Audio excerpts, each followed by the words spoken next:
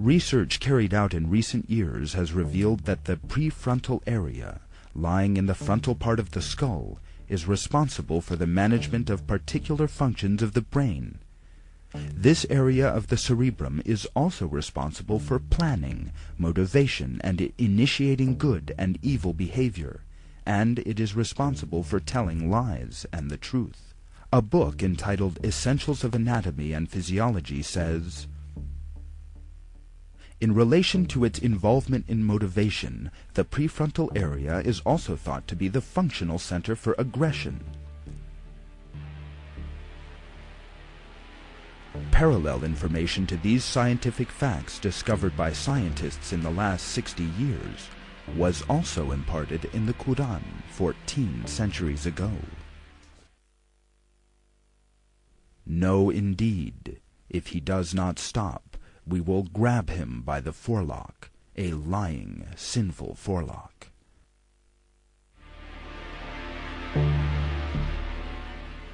The expression, the lying, sinful forelock, in this verse is most remarkable. This demonstrates a close parallel to the activities carried out in the front part of the brain.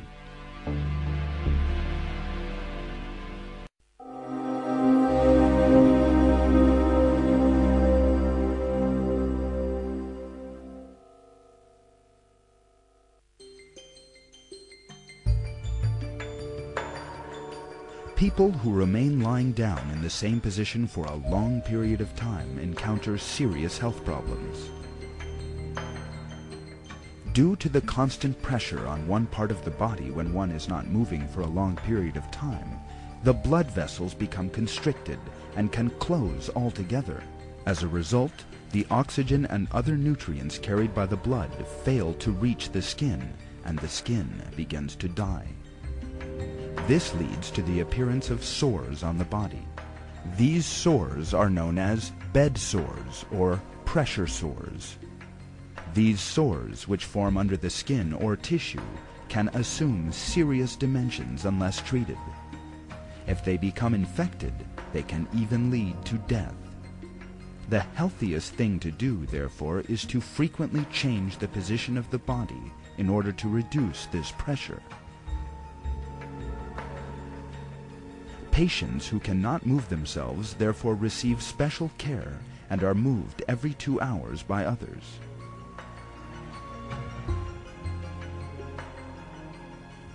The importance of movement during sleep was only realized in the 20th century. Yet information pointing to this importance was also set out in the Quran, the Word of God.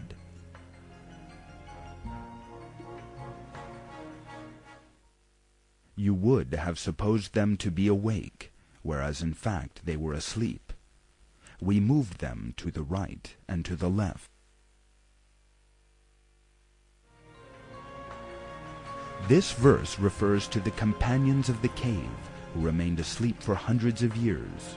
In addition, God also reveals that He moved their bodies to the left and right while they were asleep. The fact that these medical facts discovered in our own century were also noted in the Quran is without doubt another of its miracles. It also has a mathematical miracle. An example of this is the numbers of repetitions of some words in the Quran. Some related words are surprisingly repeated the same number of times. Below are such words and the numbers of their repetitions in the Quran. The word day is repeated 365 times in singular form, while its plural and dual forms, days, together are repeated 30 times. The number of repetitions of the word moon is 12. The word punishment is repeated 117 times, while the expression forgiveness, which is one of the basic principles of the Quran, is repeated exactly twice as many times. The number of times the words world and hereafter are repeated is also the same, 115.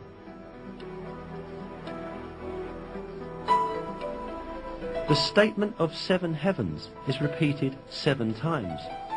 The creation of the heavens is also repeated 7 times.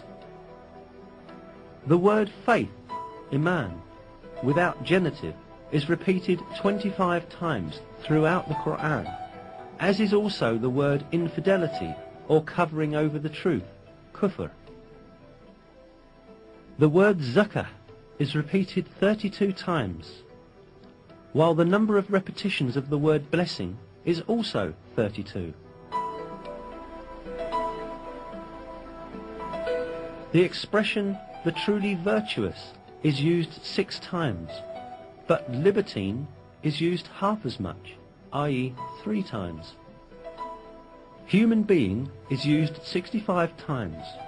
The sum of the number of mentions of the stages of man's creation is the same.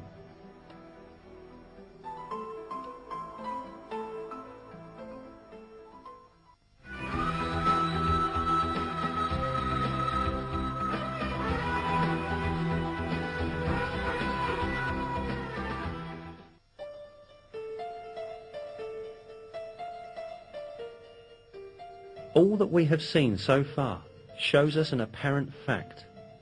The Quran is such a book that all the news related in it has proved to be true, and facts that no one could ever have known at that time were announced in its verses.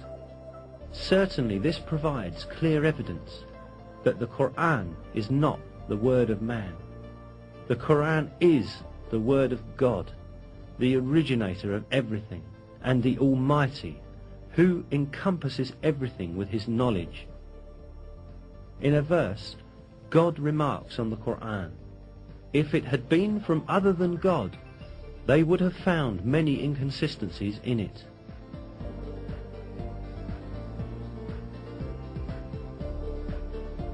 Not only are there no inconsistencies in the Quran, every piece of information it contains reveals the miracle of this divine book more and more each day. What falls to man is to hold fast to this divine book revealed by God and receive it as his one and only guide. In one of the verses, God calls out to us, "And this is a book we have sent down and blessed, so follow it and have fear of God, so that hopefully you will gain mercy."